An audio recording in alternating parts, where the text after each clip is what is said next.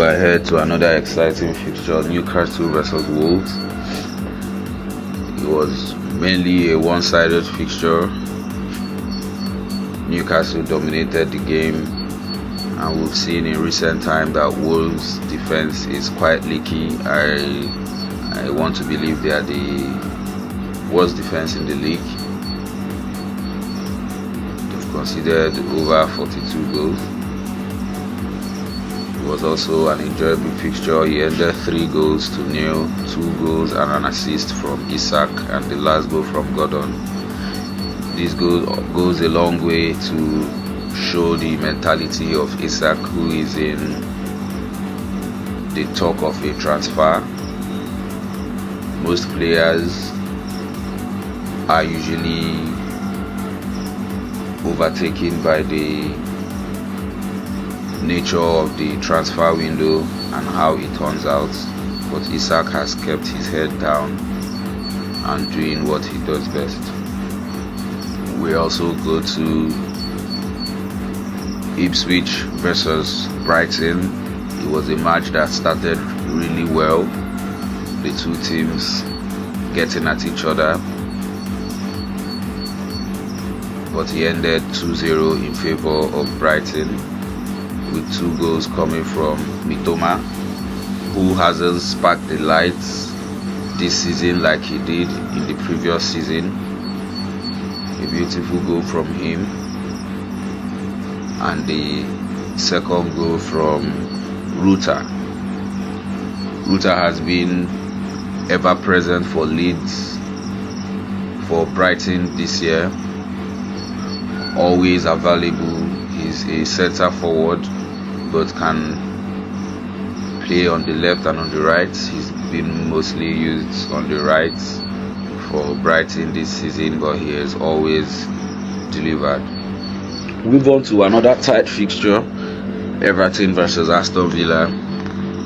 It was really tight until Watkins found the net in the second half with a brilliant striker goal, and the match ended 1-0 in favour of the away side, Aston Villa.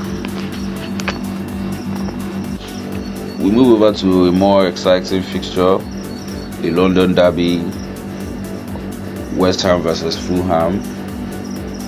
The game started really nicely for West Ham. They were mostly in charge, but hardly ever pressured the Fulham goalkeeper until an error from the Fulham defender while trying to play out from the back to give Carlos Soler a goal, and a brilliant assist from Aaron Wan-Bissaka to give Souček another goal, which made it 2-0 in the first half, which is really exciting for their new manager Graham Potter, who I really believe in. I want to make mention that the Brighton, or the new generation Brighton, wouldn't have been Brighton without Graham Potter. He was the person that, in quotes, started the journey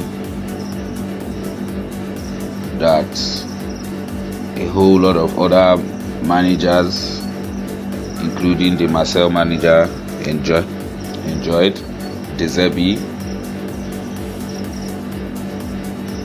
So I want to believe he's going to do really well for West Ham if given time.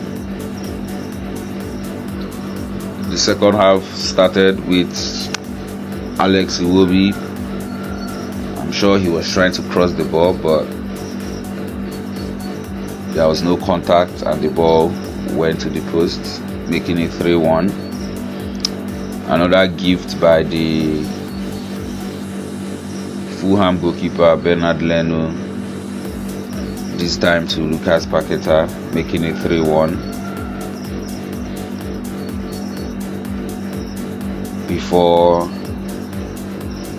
a brilliant goal again from Alex Iwobi from another free kick that nobody touched to make it 3-2. Move over to another fixture, Leicester City versus Crystal Palace. He ended 2-0 in favor of the away side, Crystal Palace, with 2 goals from their towering number 9, Mateta, and their ever reliable captain, Guai. Move over again to another exciting fixture, a fixture that really got me happy, but you people will know the reason why later. Bournemouth versus Chelsea. He ended up 2-2 with goals from Palmer and their captain Reece James.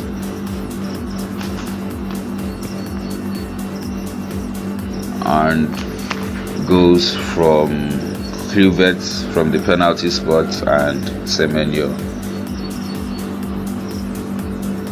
Then we close the week with Liverpool versus Nottingham Forest versus Liverpool. If you recall, Nottingham Forest won the first leg at Anfield 1-0, and this time in their home, in Nottingham Forest home, it ended 1-1 in favor of nobody. With goals from Chris Wood, who is having his best ever Premier League season and also the best ever season for a number 9 in Nottingham Forest history. A brilliant counter-attacking goal and an equalizer from the 2 substitutes, Diego Jota and Smikas. A corner kick from Smikas and nodded in by Diego Jota. Not to mention